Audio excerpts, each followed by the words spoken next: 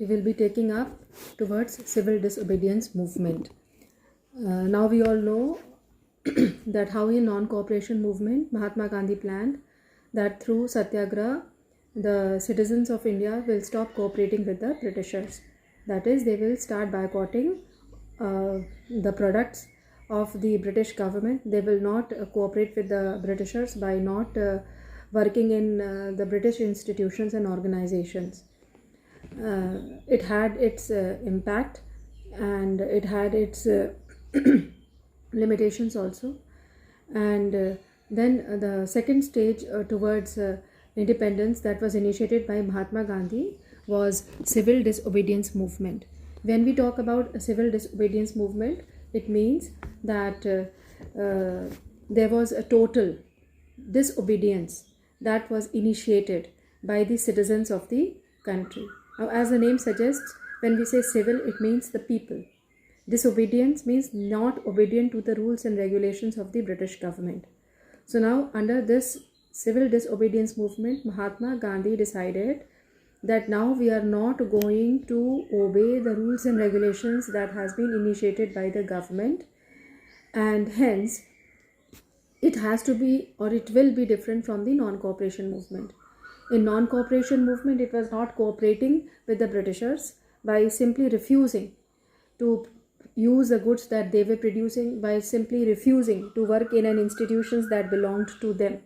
It had nothing to do with violating the rules and regulations. But in civil disobedience movement, the citizens of the country started violating the rules and regulations of the government. Now, how it started and what turn it took, that all we are going to study under this concept towards civil disobedience movement. Okay. Now, what happened? Mahatma Gandhi had called off non-cooperation movement in the year 1922 because of the Chauri Chaura incident, which turned violent. And then he decided that we have to make people more informative, and we have to train people so that they are going to follow the rules and regulations that they associate or that they plan to get initiated for the wider objective of national independence. So for that, Mahatma Gandhi thought that there needs to be a proper training, and that is going to make people ready for mass struggle. Now, in that sequence, there was certain turmoil or a certain ifs and buts that started coming up in the Congress party. The Congress party got divided into two different groups. One was a moderate, another was an extremist. If we talk about the moderates, they were largely the older people like Motilal Nehru, C.R. Das. They formed the Swaraj party, and they started thinking upon that let us start joining the provincial council election, which is being set up by the Government of India Act 1990, so that we become the part of the government, and hence we become the part of the policy prescription. But to this opinion, the extremists or the radicals, they were largely against, because now they have pressed for more radical reforms, more vibrant changes, and also they strived to fight for complete independence, total independence. Now, when all these agitations and ifs and buts was happening in the Congress party, the decision that came across was very much affected by the Great Depression that was gradually engulfing the world. We all know that in the world, the different countries had formed different individual nations. They were disassociating themselves from the empires or the monarchy, and they were establishing their own individual identity. And in that spree, those so-called strong nations of the world, they started expanding their territorial boundaries under the concept of imperialism. So that further brought lots of economic, social and political changes, and one of an important economic change was the Great Depression. And India was a country which was also not affected from this Great Depression. In India also, there were lots of problems like agricultural prices. They started to fall, and there was a decline in the demand for agriculture goods, and exports also started declining. So that all started affecting the economic performance and portfolios of our country. So by the end of the 1930s, there was total economic confusion, turmoil, and chaos in the country. Now, meanwhile, in Britain, there was a new Tory government that has been constituted, and now they decided to constitute a statutory body that was called as Simon Commission. And the idea was of this Simon Commission to look into the functioning of a constitutional system in India and suggest certain changes. But the problem of the constitution of this Simon Commission was that there weren't any Indian members into it.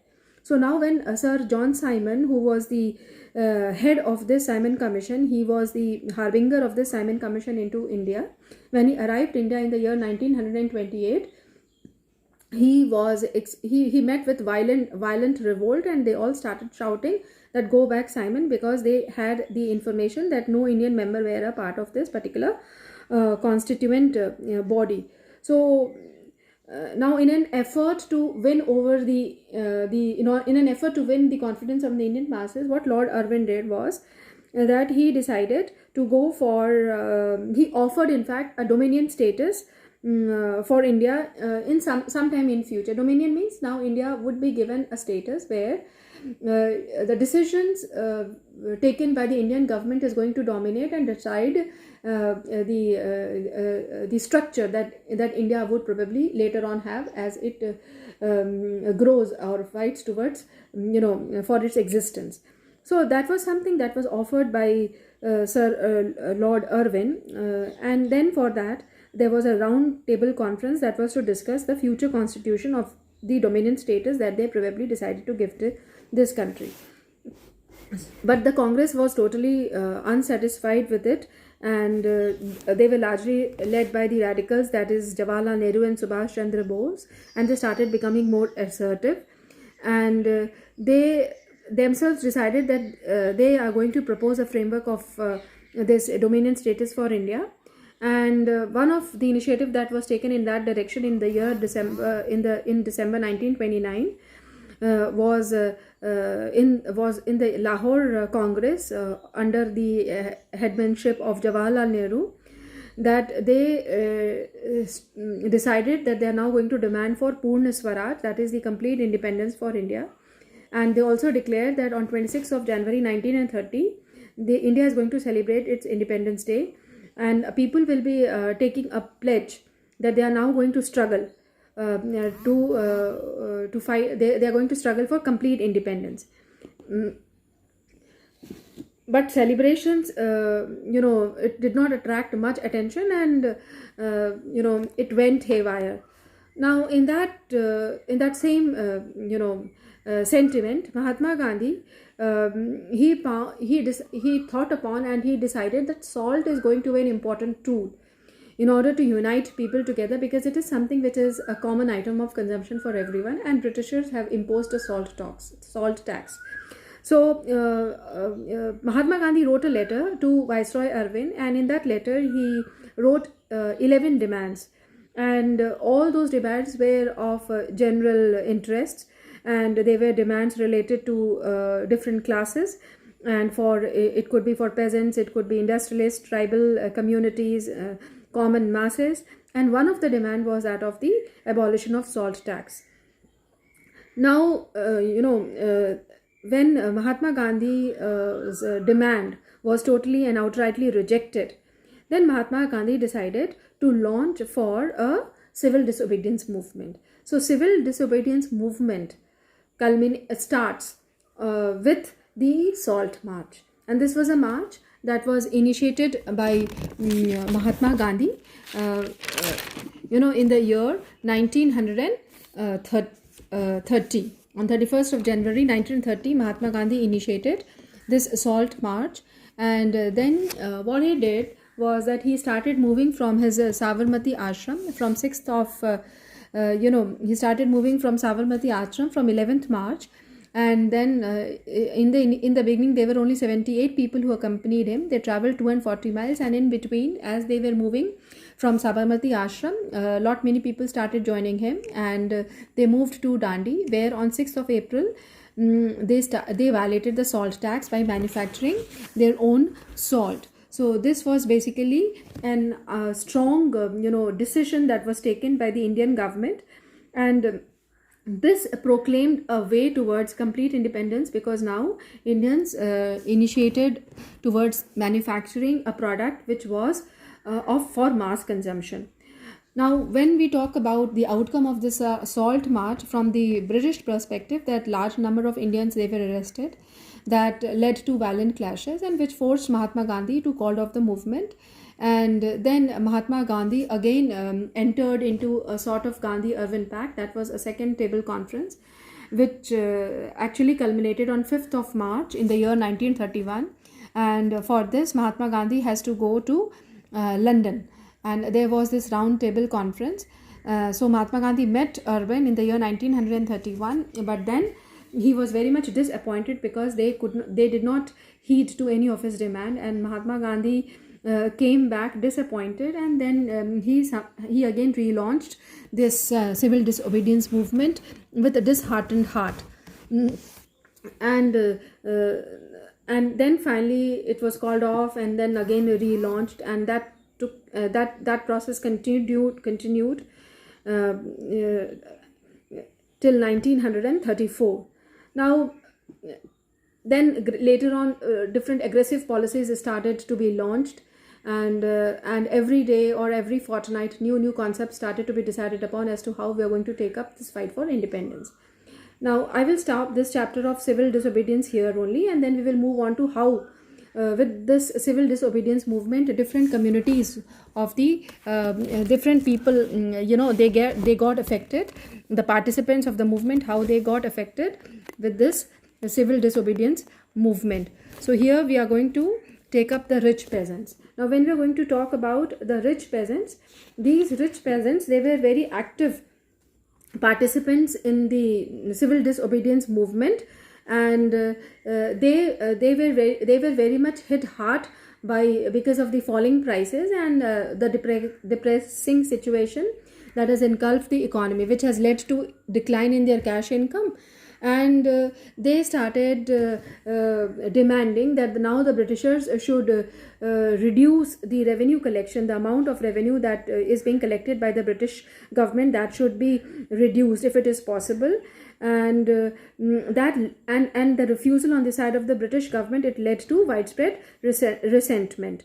Now, these rich peasants, they started becoming very much enthusiastic towards the civil disobedience movement that was started by Mahatma Gandhi, because they somehow felt that this fight for Swaraj would probably free them from these problems of colonial rulers. But they were very much disappointed when the movement was again called off in the year 1931, when Britishers, Lord Irwin did not meet the demand of the Mahatma Gandhi. So it was called off again, and then Mahatma Gandhi again went for second round table conference, and then again he came back, he relaunched. So there were happenings of like starting and then calling it off, that probably disheartened the poor, the rich peasants. So they started enthusiastically, but then they were very much reluctant to join it later after when it was called off and then restarted again. Now we move on to another community, that is the poor peasant. When we talk about the poor peasant, as the rich peasants, they were very much negatively affected by the rising prices and exorbitant revenue that was being forcefully extracted from them. In the same manner, poor peasants, they were not they were not less affected from this kind of situation. The rising revenue had affected them, plus they had got another problem of huge rent payment on the land on which they were working, because they were poor peasants and they have rented the land. On that land they were doing the farming, and they were sharing the crops that they were producing. Some they were keeping it for themselves, and the rest they were selling it off to the zamindars or giving it off to the zamindars. So that was basically the problem which additional problem which the poor peasants they were facing. Congress could not solve the problems of the poor peasants, largely because they could not have a control onto the rent payment that was being charged by the big landlords, because Congress party, they did not wanted to make angry these rich peasants, because already they were not happy with the way the things were moving on for them, and the Congress party was probably not doing anything. So poor peasants again got alienated because they were doubly burdened with rising revenue and also the rent payment. And though they started initially with vigor and enthusiasm, but later on when they found that their problems are not getting solved or sorted out by the Congress party, they later on became very much unwilling to support the campaigns that was initiated by the Congress or through Mahatma Gandhi in the form of civil disobedience movement. So this therefore this led towards a development of a strain between Congress and poor peasants relationship. Now we move on to another community, that is the business class. Now when we talk about business class, these business class people, it constituted of rich Indian industrialists, Indian merchants, and they had made huge profits by investing into different industries. They have kept on expanding their businesses, and they were not only meeting the needs and requirements of the British community, but they were also able to generate income for themselves. So these what was the requirement of these business people? That they wanted protection against the imports. So lot many goods were getting imported from the British, because that was largely the policy of the British to import finished goods from their own country, and that was being sold at exorbitantly less prices. And these goods that were being imported, they were acting as a substitute to the goods that was produced by Indian business people. So that was basically a problem for the Indian businessmen. They wanted that these imports to be discouraged. Now in order to have these kind of limitations forewarned, or some way restricting, some way control, what they decided to do was that they set up this Indian Industrial Commercial Congress in the year 1920, and this FICCI, Federation of Indian Chambers of Commerce and Industries. So that was being set up in the year 1927, which was initiated by Purushottam Das, Thakur Das, and G.D. Birla. So these were the industrialists. They attacked the colonial government for making this Indian economy very much weak and not supportive to their own people, and being dependent on them. So this these kind, it was first these business people, they could not get proper support from the Congress people also, and neither from the British government, and they started working under lots of constraints. And second most important thing, that this failure of round table conference, business groups, they were no longer enthusiastic. They now felt that they started becoming apprehensive of the policies of the British governments, and they now realized that this prolonged disruption of the business activities is on the way, and the growing influence of socialism into different parts of the world was also further affecting these private business people. So ultimately what we see, that these business people, they were not able to at least get the minimum cost of production that they were investing into in order to motivate them to continue doing the business. So we also see that how the civil with the happening in the civil disobedience movement, it's the way it was functioning, and it was not meeting out successful outcomes. Even the business class people were getting gradually disheartened. Now we move on to another important community, that is the industrial working class people. When we talk about industrial working class people, what we see here is that they did not much participated in the civil disobedience movement that was initiated by Mahatma Gandhi. Some places like in Nagpur and all, they participated.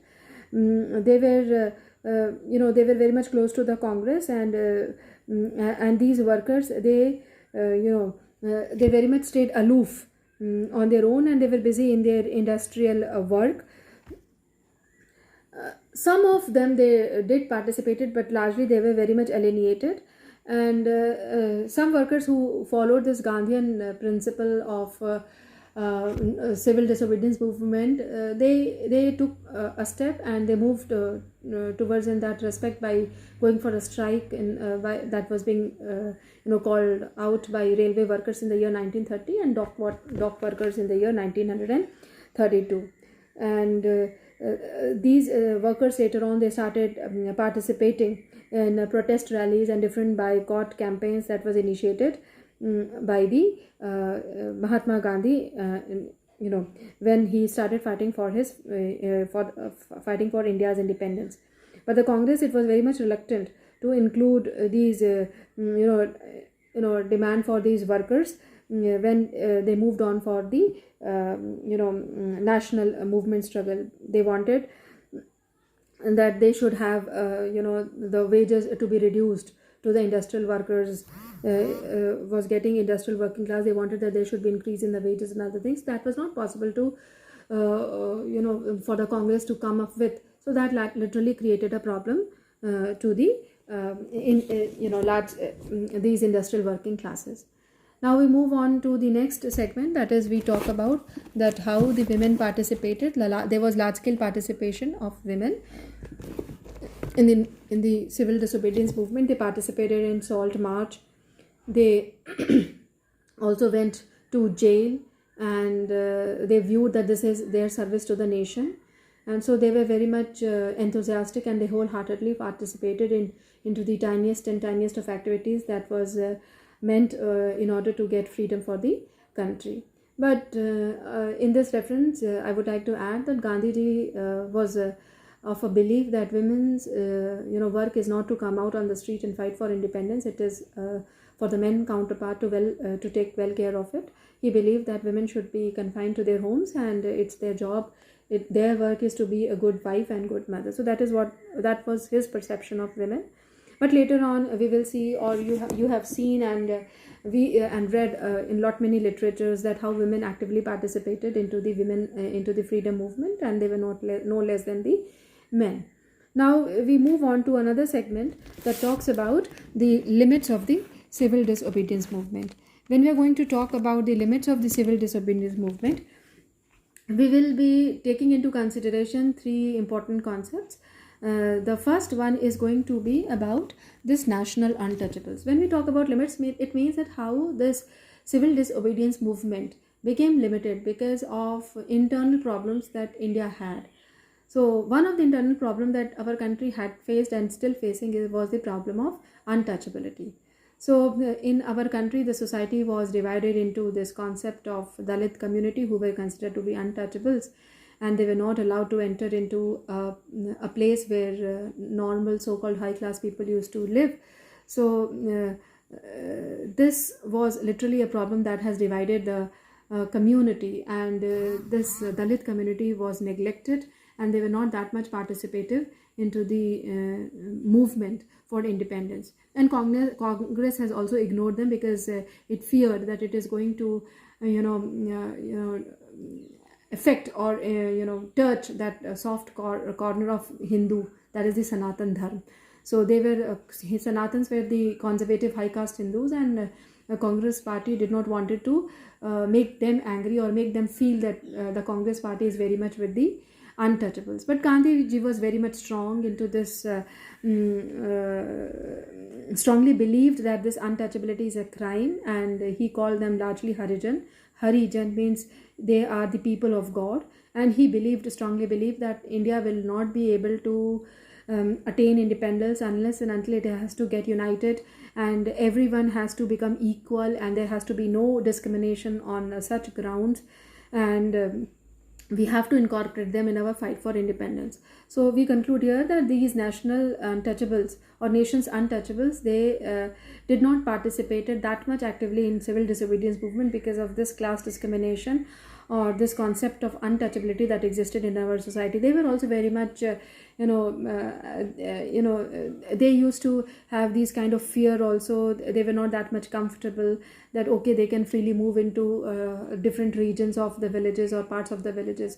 So they were also shaky in their opinion because since so many years they have been subjugated. So this acted as a limitation when we talk about the civil disobedience movement. Another important thing that has to be mentioned here is the role of B.R. Ambedkar. Now we all know that B.R. Ambedkar came as a Masiha to the Dalit community or the scheduled caste and scheduled tribes people, and he formed a depressed class association in the year 1930.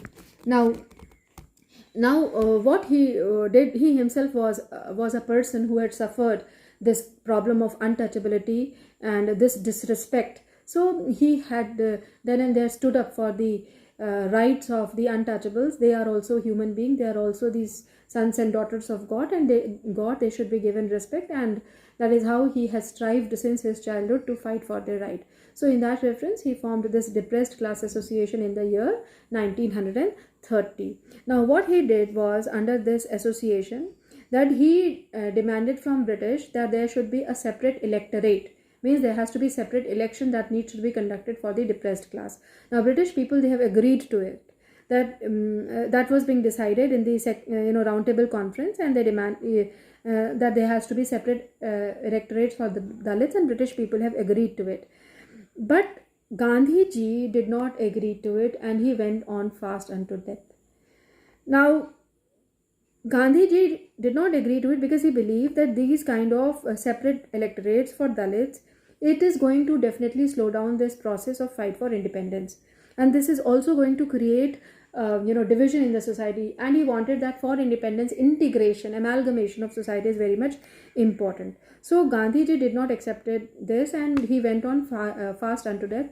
So B.R. Ambedkar succumbed to the adamancy of Mahatma Gandhi, and then there was this Pune Pact that was signed in the year 1932, and under this Pune Pact, it was decided that instead of separate electorates for the Dalit community, there is going to be a reservation given to the Dalit communities, and through this reservation they will be given special status, and probably they will be given some special amenities and opportunities, so that they are able to fare well for their survival and for their stance in the society. So this whole situation actually made B.R. Ambedkar and the Dalit community very much apprehensive of the Congress, doubtful of the Congress people. So that limited their participation in the civil disobedience movement.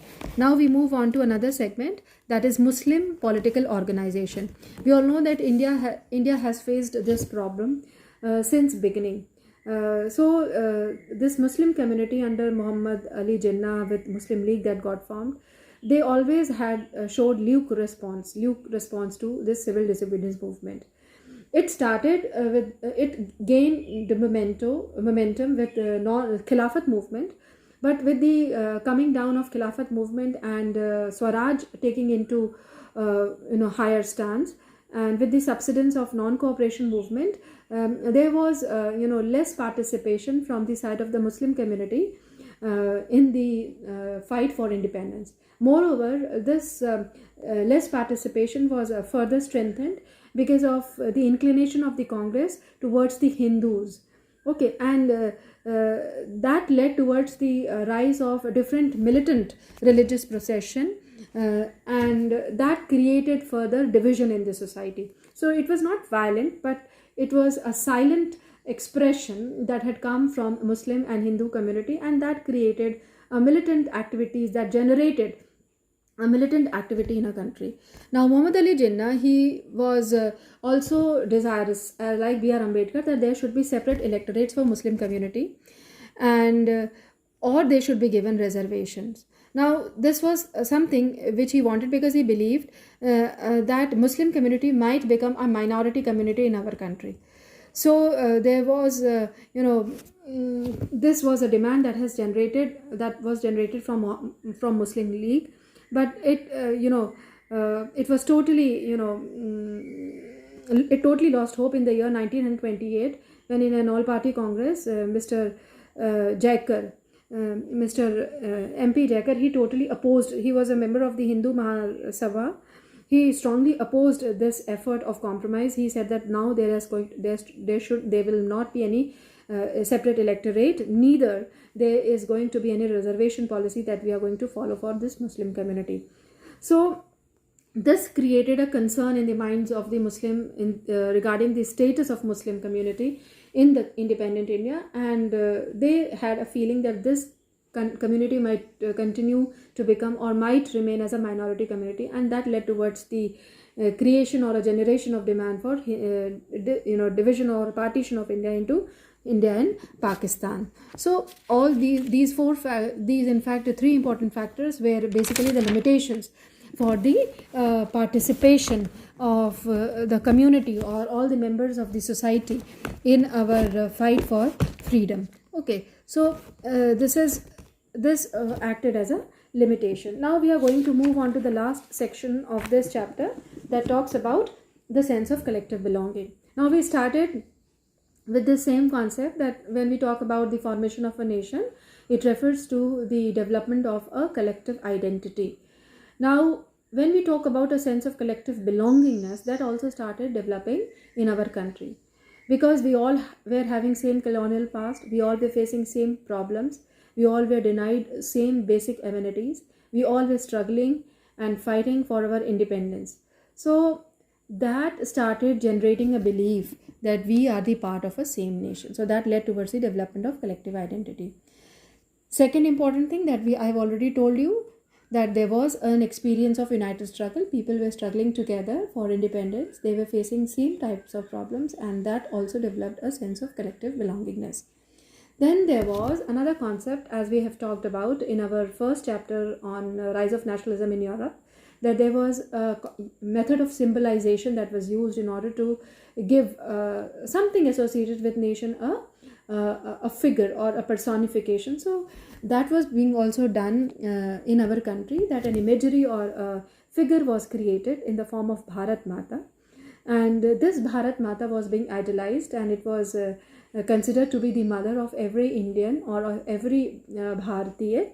And we need to respect our mother, and we need to do anything and everything for the safety, security and respect for our mother.